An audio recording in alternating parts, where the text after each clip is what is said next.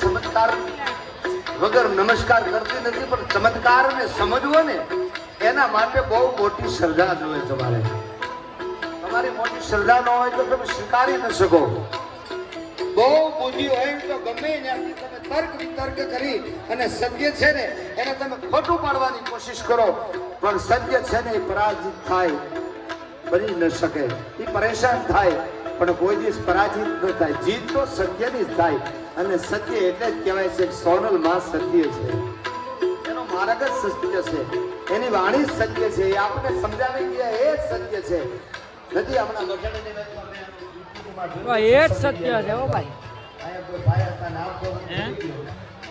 ત્રણ 3.5 એકર જમીન સોનબાઈ માના નામે લખી દીધી. શું કામ લખી દીધી છે ભાઈ? ત્યાં હોનબાઈ હેઠે એનું ધ્યાન રાખવા ગઈ છે.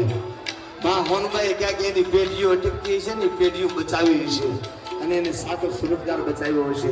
કેટલા એવા વિડિયા જોઈ છે. જીવતો રહીને તો ગઢડાનો, મરી જાય તો અમારો. અને સાહેબ જીવતા રહ્યા છે એવા દાખલા કરેણીમાં મઢડામાં બન્યા છે. માના ચમત્કારની તો વાત જ ન કરી શકાય. કારણ કે અત્યારે